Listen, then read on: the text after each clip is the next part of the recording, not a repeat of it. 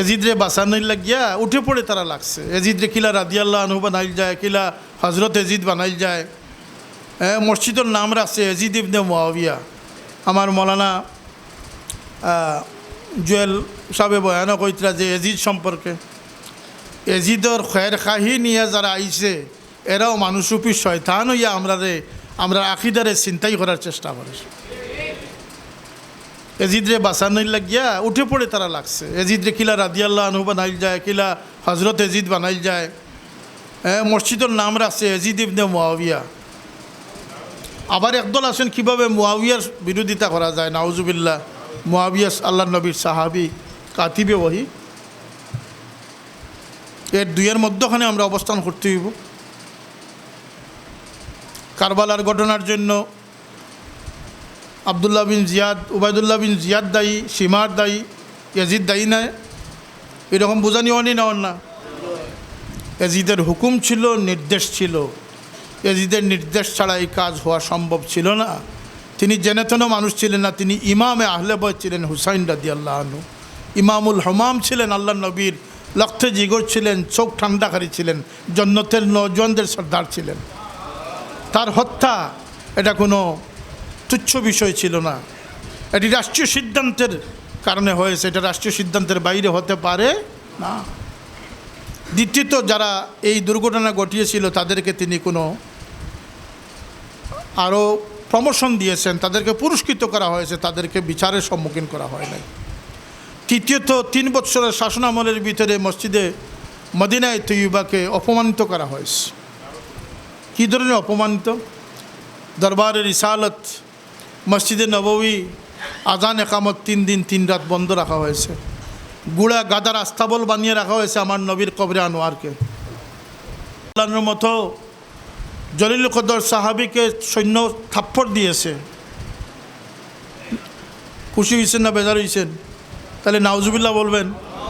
আবদুল্লাহ ইবনে মাসউদ রাদিয়াল্লাহু আনহু, তিনি এই শূন্য দ্বারা থাপ্পড় খেয়েছেন। মদিনায় তৈয়বায় তাণ্ডব করেছে তারা 3 দিন 3 রাত।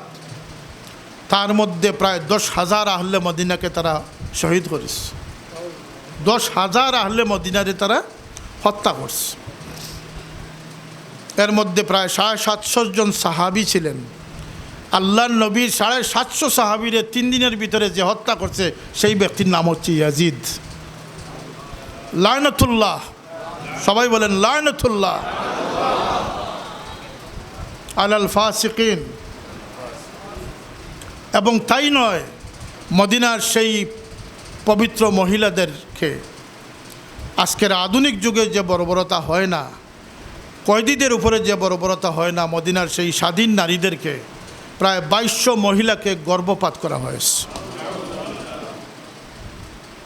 চেঙ্গিস খার সৈন্যরা এত গর্ভপাত করে নাই।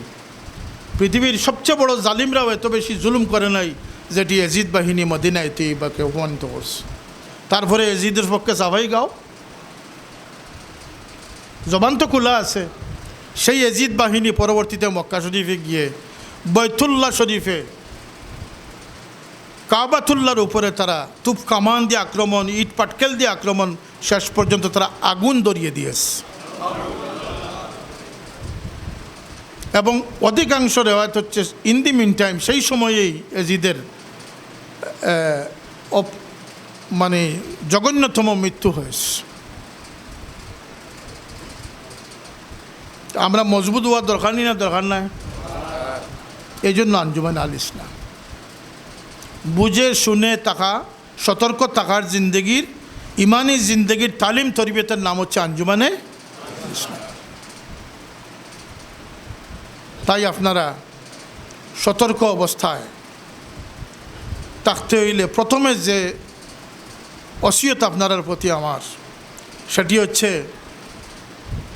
আচ্ছা আমার ওসিয়তের দরকার নাই, হজরত ঈসা রুহুল্লাহ নবী হজরত ঈসা আলাইহিস সালাম তার উম্মত এবং আমাদের উদ্দেশ্যে কিছু নসিহত করছেন, 6টা নসিহত। এগুলো আমরা শুনি, শুনবেন আপনারা? হজরত ঈসা আলাইহিস সালাম কি নসিহত করছেন? 1 নম্বর হচ্ছে ইত্তাকিল্লাহ হাইসুমা কুনতা। তুমি আল্লাহকে যেখানে যে অবস্থায় থাকবে না কেন, তুমি আল্লাহকে ভয় করো। আল্লাহ সেই তৌফিক আমাদেরকে দান করুন। আমরা বাজারে ব্যবসায় খরিদ বিক্রিতে গেলে আমরা ভুলে যাই, মনে করি যে গোয়ালা বাজারের রীতি হচ্ছে এটা, আমরা রীতির সাথে মিলে যাই, আল্লাহর ভয় আমাদের অন্তর থেকে চলে যায় না। আপনি দোকানদারিতে যাবেন, রিজালুল্লাহ তুলহিহিম তিজারাতুন ওয়ালা বাইউন আন যিকরিল্লাহ। এবার আয়াত আল্লাহ বলতেছেন, মর্দে মুমিন মুজাহিদ সেই ব্যক্তি যে খরিদ বিক্রির সময় আল্লাহর স্মরণ থেকে সে বিরত হয় না, তখনও সে আল্লাহর বন্দেগীর মধ্যে লিপ্ত থাকে। ইত্তাকিল্লাহ হাইসুমা কুনথা। 2 নম্বরে বলতেছেন, কুনফিদ দুনিয়া দাইফা, তুমি দুনিয়ায় বিচরণ করো একজন পথিক মুসাফির, মেহমানের মতো। অতিথি মেহমানদের কোনো স্থায়িত্ব নাই। 3 দিন মেহমানদারির সময় শেষ হয়ে গেছে, আমি বুঝি আর আমি সংক্ষিপ্ত করিলিম কিছু।